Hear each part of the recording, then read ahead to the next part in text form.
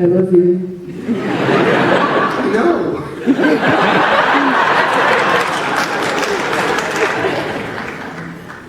Hello.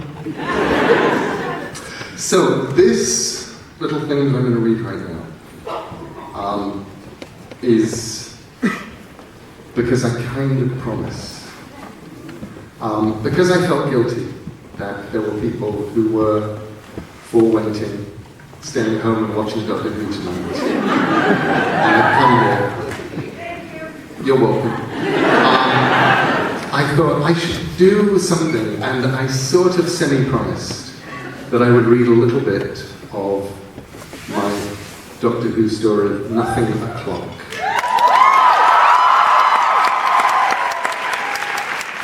What's the semi-promise? Semi-promised is that I sort of promised, but I didn't do it loudly enough that if I reneged and sort of forgot, nobody was going to go, oh, he promised! They just go, oh, I thought maybe he was going to do that. So more like an inference. It's sort of the difference between sort of, you know, the I swear a mighty oath I shall read from my Doctor Who story to the sort of like, okay, I'll really try and do that. So it's somewhere on the balance between. I can't wait. So, I'm not actually going to read you the whole short story because we will be here long after our curfew if I did. But I'm going to read you just a little bit.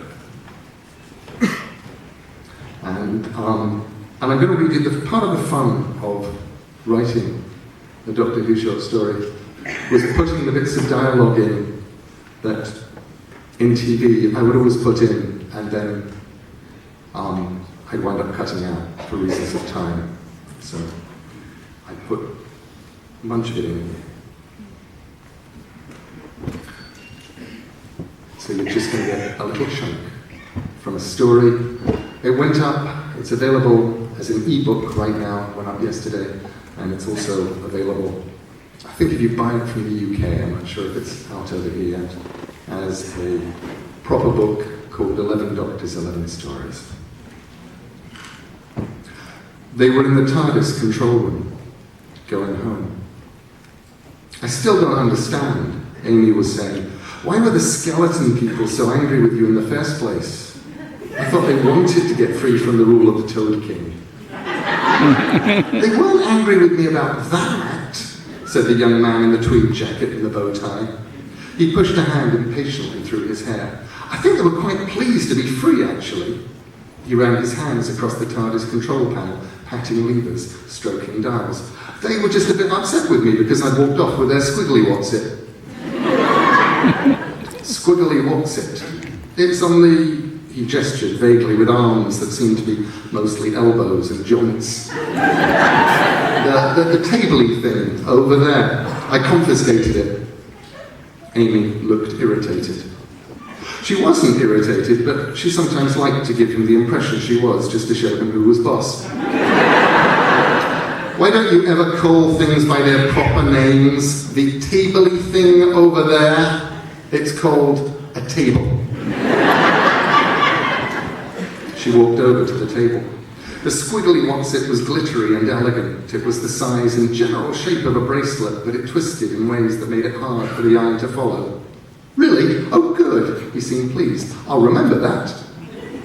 Amy picked up the squiggly what's-it. It was cold and much heavier than it looked. Why did you confiscate it? And why are you saying confiscate anyway? That's like what teachers do when you bring something you shouldn't to school. My friend Nell set a record at school for the number of things she got confiscated. One night she got me and Rory to make a disturbance while she broke into the teacher's supply cupboard, which was where her stuff was. She had to go over the roof and through the teacher's loo window. But the doctor was not interested in Amy's old school friend's exploits. He never was. He said, confiscated, for their own safety. Technology they shouldn't have had, probably stolen, time looper and booster. Could have made a nasty mess of things. He pulled a lever, and we're here, all change. There was a rhythmic, grinding sound, as if the engines of the universe itself were protesting. A rush of displaced air, and a large blue police box materialized in the back garden of Amy Pond's house. It was the beginning of the second decade of the 21st century. The Doctor opened the TARDIS door. Then he said, "That's odd." He stood in the doorway, made no attempt to walk outside. Amy came over to him. He put out an arm to prevent her from leaving the TARDIS. It was a perfect sunny day, almost cloudless. "What's wrong?" "Everything," he said. "Can't you feel it?" Amy looked at her garden. It was overgrown and neglected, but then it always had been, as long as she could remember. "No," said Amy. And then she said, "It's quiet. No cars, no birds, nothing. No radio waves," said the Doctor. "Not even Radio 4. "You can hear radio waves?" "Of course not. Nobody can hear radio waves," he said unconvincingly. And that was when a gentle voice said, "Attention visitor, you are now entering kin space. This world is the property of the kin. You are trespassing." It was a strange voice, whispery, and mostly, Amy suspected, in her head. "This is Earth," called Amy. "It doesn't belong to you." And then she said, "What have you done with the people?" "We bought it from them. They died out naturally shortly afterwards." It was a pity. "I don't believe you," shouted Amy. No galactic laws were violated. The planet was purchased legally and legitimately. A thorough investigation by the Shadow Proclamation vindicated our ownership in full. "It's not yours. Where's Rory?" "Amy? Who are you talking to?" asked the Doctor. "The voice, the one in my head. Can't you hear it?" "To whom are you talking?" asked the voice. Amy closed the TARDIS door. "Why did you do that?" asked the Doctor. "Weird whispery voice in my head said they bought the planet and that the Shadow Proclamation said it was all okay. It told me all the people died out naturally. You couldn't hear it. I didn't know you were here. Element of surprise. Close the door." Amy Pond could be astonishingly efficient when she was under stress. Right now, she was under stress, but you wouldn't have known it if it wasn't for the squiggly what's-it, which she was holding between her hands and was bending and twisting into shapes that defied the imagination and seemed to be wandering off into peculiar dimensions. Did they say who they were? She thought for a moment. "You are now entering kin space. This world is the property of the kin." He said, "Could be anyone." "The kin? I mean, it's like calling yourself the people. It's what pretty much every race name means, except for Dalek. That means metal-cased Haiti death machines in Scaroni." And then he was running to the control panel. "Something like this, it can't occur overnight. People don't just die off. And this is 2010, which means they've done something to Rory. It means they've done something to everyone." He pressed several keys on an ancient typewriter keyboard, and patterns flowed across the screen that hung above the TARDIS console. I couldn't hear them, they couldn't hear me. You could hear both of us. Limited telepathic broadcast, but only on human frequencies. Aha! Summer of 1984, that's the divergence point. His hands began turning, twiddling, and pushing levers, pumps, switches, and something small that went ding.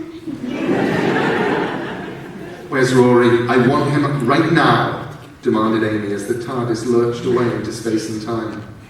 The Doctor had only briefly met her fiancé, Rory Williams, once before. She didn't think the Doctor understood what she saw in Rory.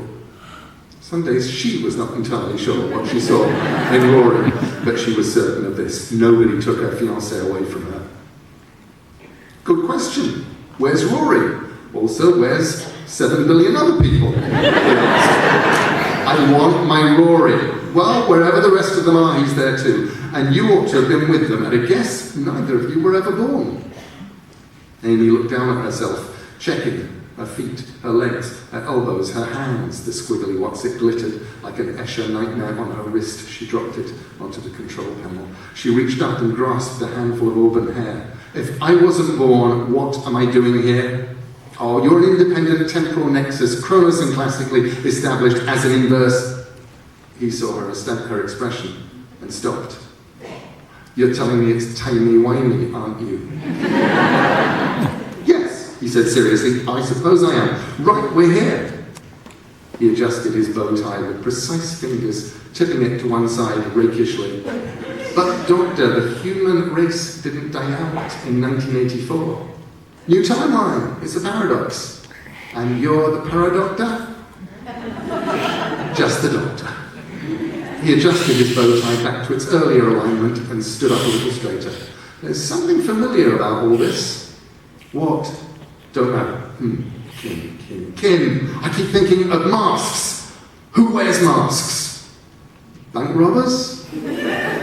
No. Really ugly people? No. Halloween. People wear masks at Halloween. Yes, they do! He flung his arms wide in delight. So that's important. Not even a little bit, but it's true. Big divergence in time stream, and it's not actually possible to take over a level 5 planet in a way that would satisfy the shadow proclamation unless... Unless what? The doctor stopped moving. He bit his lower lip, then... Oh, they wouldn't. Wouldn't what? They couldn't. I mean, that would be completely... Amy tossed her hair and did her best to keep her temper. Shouting at the doctor never worked, unless it did. Completely what?